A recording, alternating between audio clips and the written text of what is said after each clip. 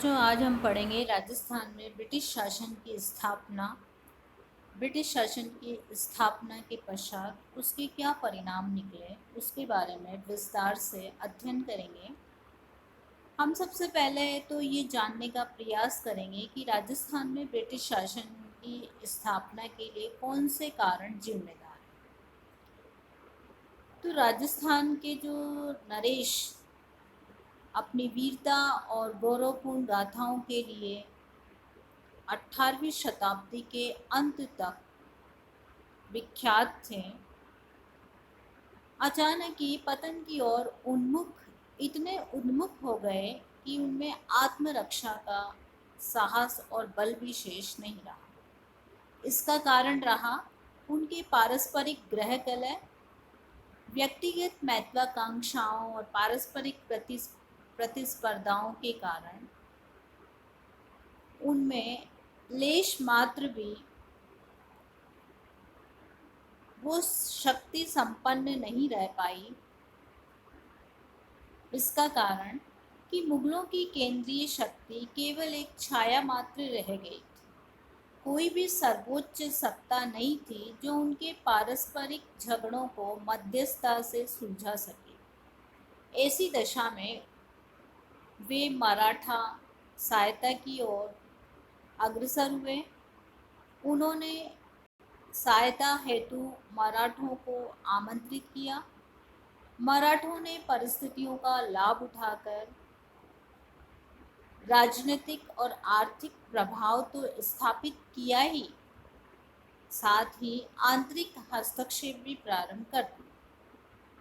परिणाम यह निकला कि राजस्थान राजपूत राज्यों की लूटमार का केंद्र बन गया।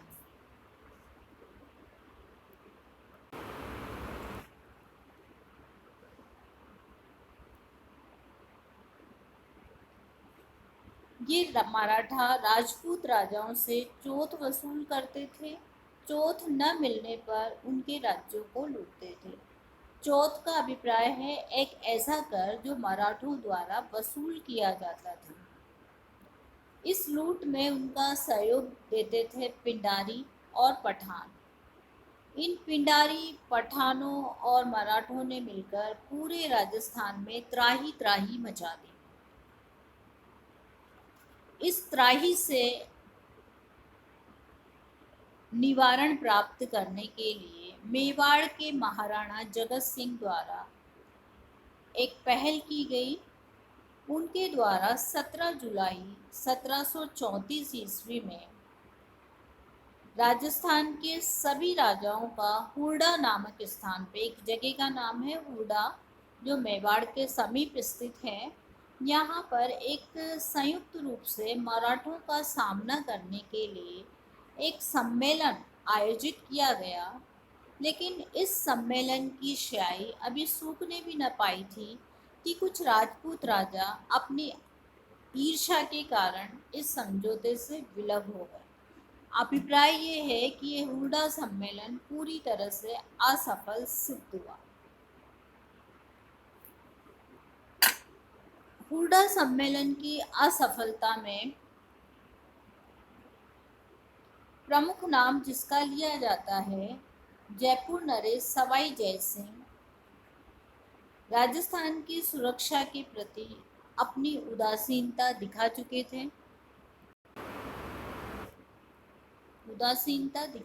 थे।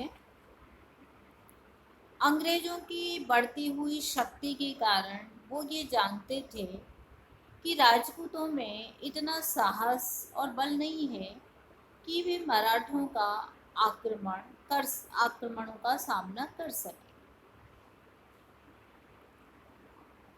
वे अब लड़खड़ाते मुगल शासन के भरोसे भी नहीं रह सकते थे। ऐसी परिस्थितियों में उन्होंने अंग्रेजी साम्राज्यवाद का समर्थन करने के अतिरिक्त उनके समक्ष अन्य कोई विकल्प नहीं बचा, क्योंकि इस समय तक अंग्रेजी साम्राज्यवाद पूरी तरह से भारत को अपने अंदर समाहित कर चुका था।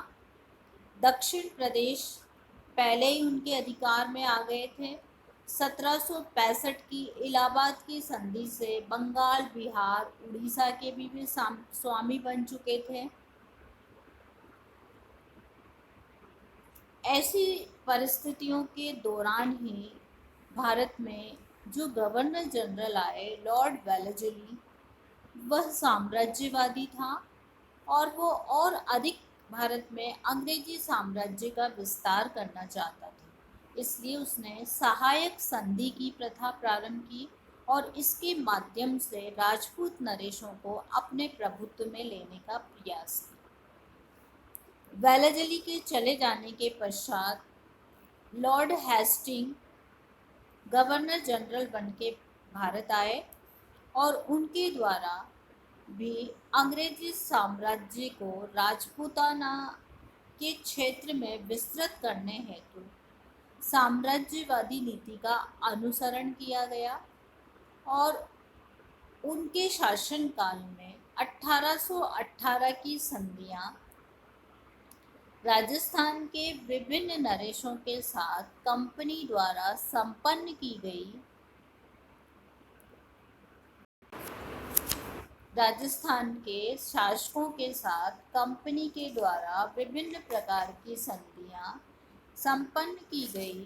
तो हम देखेंगे कौन कौन से राजपूत शासकों के साथ ये संधियां संपन्न की गई। सबसे पहले जो संधि संपन्न हुई करौली, और जो सबसे अंत में संधि संपन्न हुई वो है सिरोही। तो यहाँ पे कुछ नाम आपकी स्क्रीन पे आ रहे हैं राजस्थान के राज्यों के, जिनके साथ ये संधियां संपन्न की गई। अब बच्चों, अब हम ये देखेंगे कंपनी के साथ की गई संधियों के प्रमुख कारण क्या रहे। 1818 की संधि जो राजपूत नरेशों के साथ संपन्न की गई, इसके प्रमुख कारण क्या क्या रहे वो अब हम विभिन्न कारणों के माध्यम से विस्तार से अध्ययन करेंगे। ईस्ट इंडिया कंपनी ने राजपूत राज्यों पर को 1818 की संधियों के माध्यम से जकड़ने का प्रयास किया। राजपूत रियासतें तो 19वीं सदी के आरंभ से अंग्रेजों के साथ संधि करना चाहती थी। उन्होंने इस विषय में कई बार असफल प्रयास भी किए। लॉर्ड हेस्टिंग ने भारत आते ही राजपूत राज्यों के महत्व को समझा।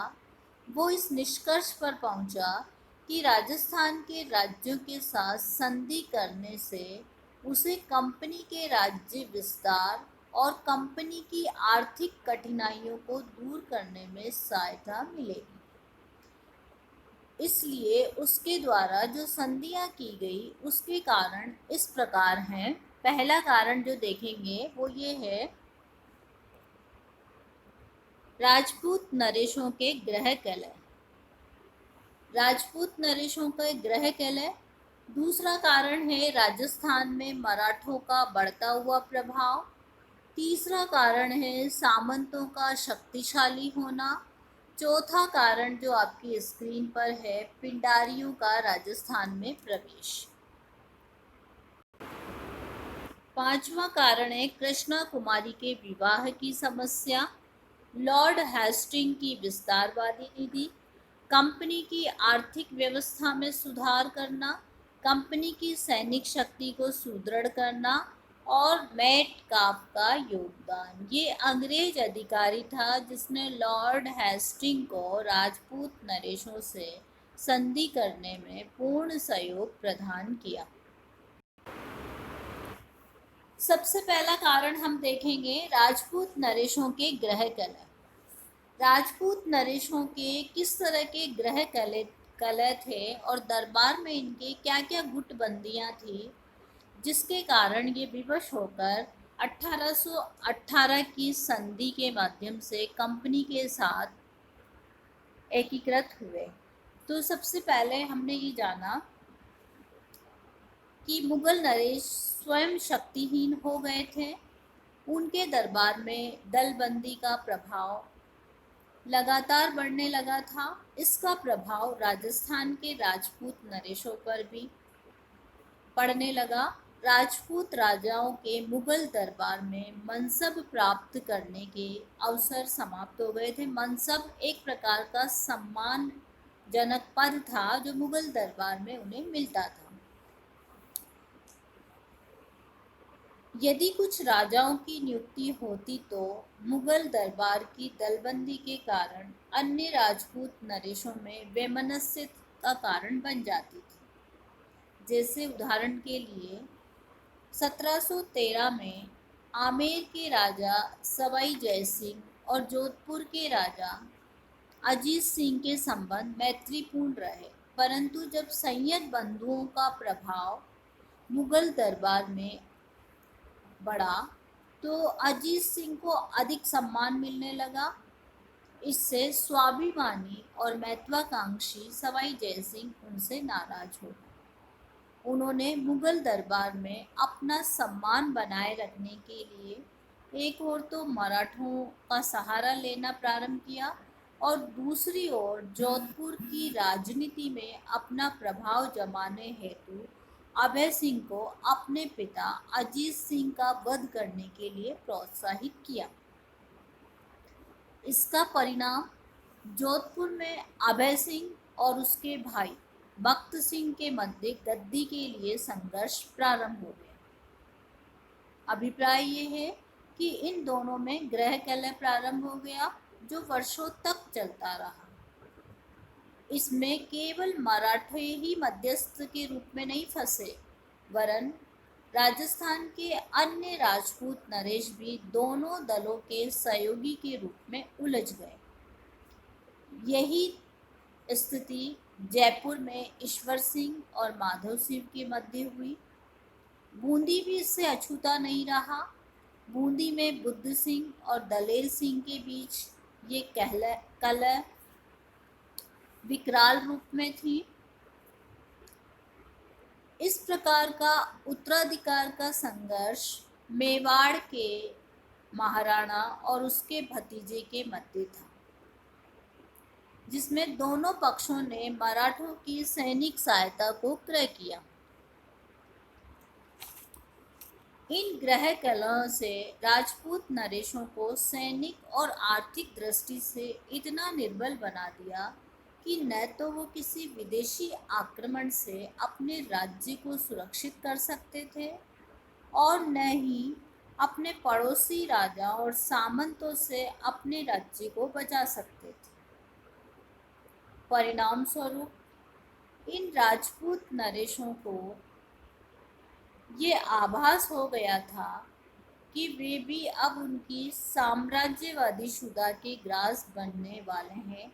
अतः उन्होंने इसी में भला समझा कि वे अपने आप को अंग्रेजों के संरक्षण में समर्पित कर दें।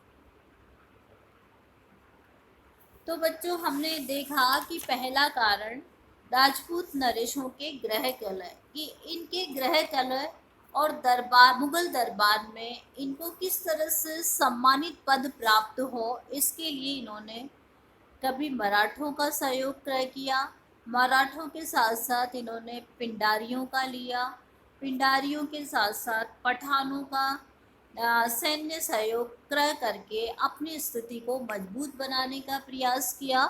इनमें इतनी क्षमता नहीं रही क्योंकि उन्हें जो सहयोग लेते थे तो उन्हें धन देना पड़ता था, तो इनकी आर्थिक और सैनिक शक्ति इतनी निर्बल हो गई कि ये आपसी उलझनों में इतने उलझ गए कि देश पर किस तरह के आक्रमण हो रहे हैं, साम्राज्य को किस तरह से सुरक्षित कर सकते हैं, उनका इनमें किसी भी प्रकार का सामना करने की क्षमता नहीं रही।